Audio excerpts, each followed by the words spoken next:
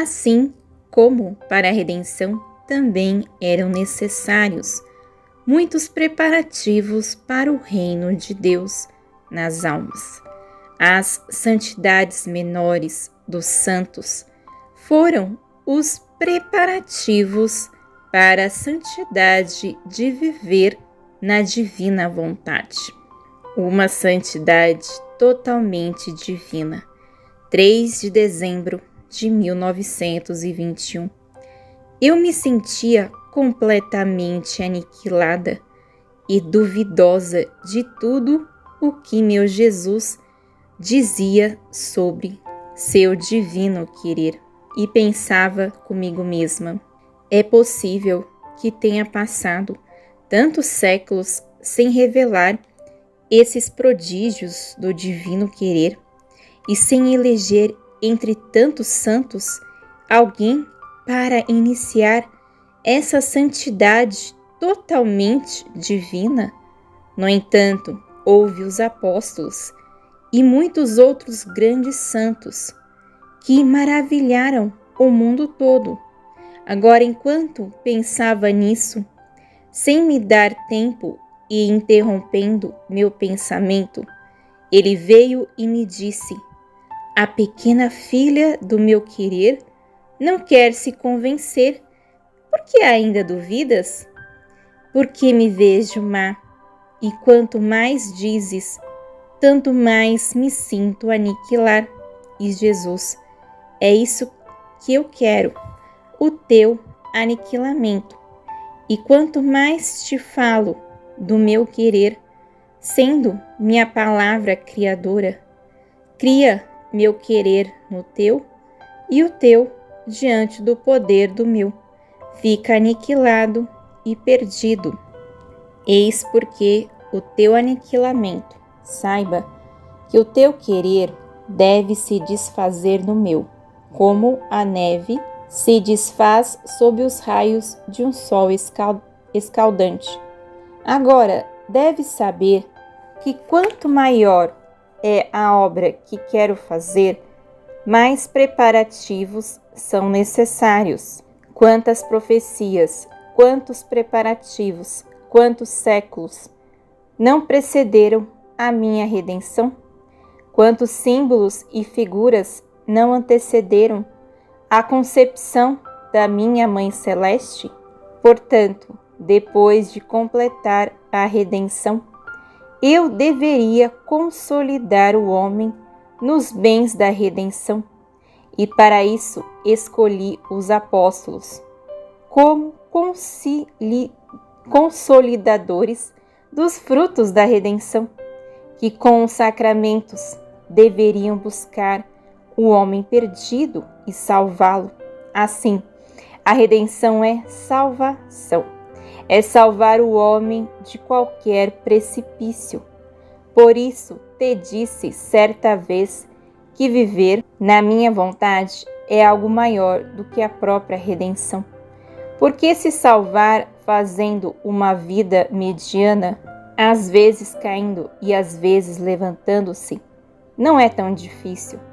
E isso foi obtido pela minha redenção, porque eu queria salvar o homem a qualquer custo, e isso confiei aos meus apóstolos, como depositários dos frutos da redenção. Agora, ao fazer o mínimo, ainda deixei o máximo, reservando outras épocas para o cumprimento dos meus altos desígnios. Agora, viver no meu querer não é apenas salvação, mas é uma santidade que deve se elevar acima de todas as outras santidades, que deve carregar a marca da santidade do seu Criador. Portanto, as santidades menores deveriam vir primeiro, como cortejo, precursoras, mensageiras, como preparativos para essa santidade toda divina. E assim como na redenção, escolhi minha incomparável Mãe como elo de ligação comigo, de quem todos os frutos da redenção deveriam derivar. Assim escolhi-te como elo de ligação, a partir do qual deveria começar a santidade de viver no meu querer, e o homem, tendo saído da minha vontade, a fim de trazer de volta a glória completa do propósito para o qual foi criado, deveria retornar pelo mesmo caminho do meu querer para voltar ao seu Criador. Qual é então a tua surpresa? Estas são coisas estabelecidas desde ab eterno, e ninguém as poderá mudar. E como a coisa é grande, é estabelecer o meu reino, na alma também na terra. Eu agi como um rei, quando deve tomar posse de um reino. Ele não vai primeiro, mas primeiro faz preparar o palácio. Então envia seus soldados para preparar o reino e dispor as pessoas à sua sujeição. Depois vêm os guardas de honra, os ministros e por último o rei. Isso é digno de um rei. Assim fiz eu, fiz preparar meu palácio, que é a igreja. Os soldados foram santos, para que eu fosse conhecido pelos povos. Então procederam os santos, que semearam milagres, como ministros mais íntimos. Agora, como rei, venho para reinar. Portanto, deveria escolher uma alma onde fazer minha primeira morada e estabelecer este reino da minha vontade. Portanto, deixa-me reinar e dá-me plena liberdade. Quem, com falsa humildade, recusa os dons de Deus é um ingrato. Luísa faria isso por causa de sua grande confusão, vendo que Jesus fala tanto dela no matrimônio místico de 32 anos antes. Ela recebeu o dom da divina vontade. O trabalho está feito. Resta apenas fazê-lo conhecer. Jesus permite dúvidas e dificuldades para responder antecipadamente. 5 de dezembro de 1921. Após escrever o que foi dito acima, senti-me completamente absorvida e, mais do que nunca, aniquilada. E começando a rezar, o meu sempre amável Jesus veio e, estreitando-me fortemente ao seu coração, disse-me: Filha do meu querer, por que não queres reconhecer os dons que o teu Jesus quer te dar? Isso é uma grande ingratidão. Suponha um rei cercado por seus fiéis ministros, e que um pobre rapaz descalço, esfarrapado, tomado pelo amor de ver o rei, sobe ao palácio e, tornando-se menor do que é, atrás dos ministros olha o rei e depois se abaixa, temendo ser descoberto. O rei presta atenção e, enquanto o menino está encolhido atrás dos ministros, o chama, o leva para um canto. O pequeno treme, cora, teme ser punido, mas o rei o estreita ao coração e diz: Não temas, trouxe-te aqui para dizer que quero elevar-te acima de todos. Todos os dons que dei aos meus ministros, quero que os superes, e não quero que saias mais do meu palácio. Se o menino for bom, aceitará com amor a proposta do rei. Dirá a todos o quanto o rei é bom. Dirá aos ministros, chamando todos a agradecer ao rei. Se, porém, for ingrato, recusar-se-á a aceitar, dizendo: O que queres de mim? Sou um pequeno pobre, esfarrapado, descalço. Estes dons não são para mim. E guardará em seu coração o segredo de sua ingratidão. Não é esta uma horrenda ingratidão? E o que acontecerá com este menino? Assim és tu, porque te vês indigna. Queres te livrar dos meus dons? E eu, meu amor, tens razão. Mas o que mais me impacta é que sempre queres falar de mim. E ele, é justo, é necessário que fale de ti. Seria bonito se o noivo que quer contrair matrimônio com a noiva tivesse que tratar com os outros e não com ela, enquanto é necessário que confiem seus segredos, que um saiba o que o outro tem, que os pais concedam o dote a esses noivos e que um se acostume antecipadamente aos modos do outro. E eu adicionei: diz-me minha vida e quem é minha família? Qual é o meu e o teu dote? E sorrindo ele continuou: tua família é a Trindade. Não te lembras como, nos primeiros anos de leito, que te levei ao céu e diante da Trindade Santíssima fizemos nossa união? E ela dotou-te de tais dons que tu mesma ainda não os conhecestes? E como te falo do meu querer, dos efeitos do valor, são revelações dos dons, com os quais desde então fostes dotada. Sobre meu dote não te falo, porque o que é meu é teu. Então, depois de poucos dias, descemos do céu, e as 3 divinas pessoas tomaram posse do teu coração e formamos nossa morada perpétua. Nós tomamos as rédeas da tua inteligência, do teu coração, de todo o teu ser. E cada coisa que fazias era uma expressão da nossa vontade criadora sobre ti.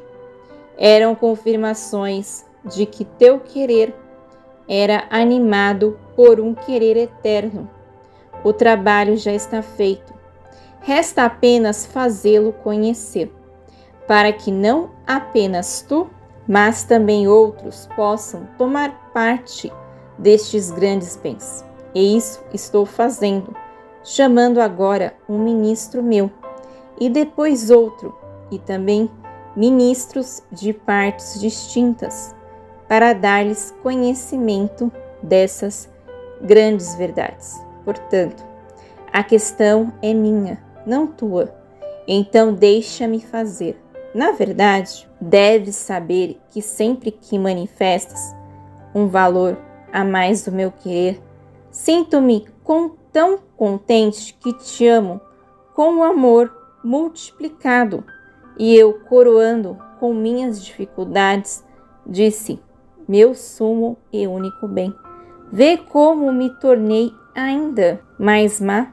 Antes não tinha dúvidas sobre o que tu me dizias, agora sim. Quantas dúvidas, quanta dificuldade. Eu mesma não sei onde as vou buscar. E Jesus, não te aflijas por isso.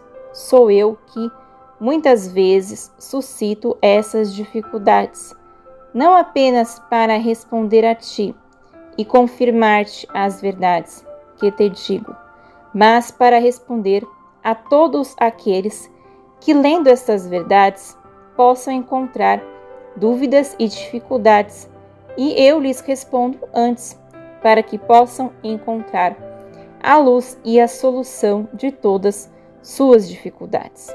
Críticas não faltarão, por isso tudo é necessário. A incalculável potência criadora e fecunda de cada ato feito no divino querer. 10 de dezembro de 1921. Estando no meu estado habitual, meu sempre amável Jesus veio e me disse: minha filha, quão grande é um ato feito no meu querer. Vê, se tu perguntasses ao sol, quantas sementes fecundastes, quantas multiplicastes desde que surgistes em nosso horizonte? nem o sol, nem qualquer outra criatura, por mais cientista que fosse, poderia te responder, nem mesmo com um número aproximado. Quantas sementes fecundou, nem quantas multiplicou. Agora, um ato feito no meu querer é mais que o sol, que multiplica sementes não humanas, mas divinas, ao infinito. Ó, quanto supera a fecundidade e a multiplicidade das sementes que o sol fecundou. Ocorre uma inovação no mundo espiritual, uma harmonia para a qual todos são atraídos. Os mais dispostos, ao sentir a harmonia, aquecem-se, mil e mil efeitos surgem, como tantas sementes, e como ato feito no meu querer, traz consigo a potência criadora, fecunda essas sementes de forma incalculável à mente finita. Portanto, os atos feitos no meu querer são sementes divinas que trazem consigo a potência criadora, que muito mais que o sol não apenas fecundam, mas criam as sementes e as multiplicam ao infinito. Estes atos me dão campo para novas criações, põem em movimento a minha potência, são os portadores da vida divina. Reordenar-se em Jesus é retornar à ordem, ao seu posto, ao princípio e âmbito eternos, mediante ou fundir-se no querer divino. 15 de dezembro de 1921. Encontrando-me no meu estado habitual, meu sempre amável Jesus, ao vir, me disse: Filha minha, reordena-te em mim, e sabes como podes reordenar-te em mim? Fundindo-te completamente no meu querer. Até mesmo a respiração, o palpitar, o ar que respiras, não devem ser outra coisa senão fusão no meu querer. Assim entra a ordem entre o Criador e a criatura, e esta retorna ao princípio de onde saiu. Todas as coisas estão na ordem, têm o lugar de honra. São perfeitas quando não se afastam do princípio de onde saíram. Afastadas do princípio, tudo é desordem, desonra, imperfeição. Somente os atos feitos no meu querer se restituem ao princípio onde a alma foi criada e ganham vida no âmbito da eternidade, trazendo ao seu Criador as homenagens divinas, a glória do próprio querer. Todos os outros permanecem embaixo, aguardando a última hora da vida, para sofrer cada um o seu julgamento e a pena que merecem, porque não há feito fora da minha vontade, mesmo bom que possa ser dito puro. O simples fato de não ter como alvo a minha vontade é lançar lama sobre as obras mais belas, e depois o simples afastar-se do seu princípio merece uma pena. A criação foi posta para fora nas asas do meu querer, e das mesmas asas eu gostaria que retornassem a mim, mas em vão a espero. Eis porque tudo é desordem e confusão. Portanto, vem ao meu querer para dar-me, em nome de todos, a reparação de tanta desordem.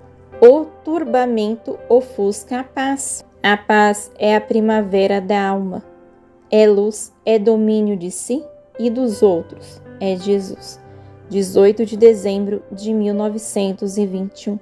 Sentia-me muito oprimida e angustiada pela privação do meu doce Jesus. Depois do dia inteiro de sofrimento, já tarde da noite, ele veio e, envolvendo meu pescoço com seus braços, disse-me: Minha filha, o que há?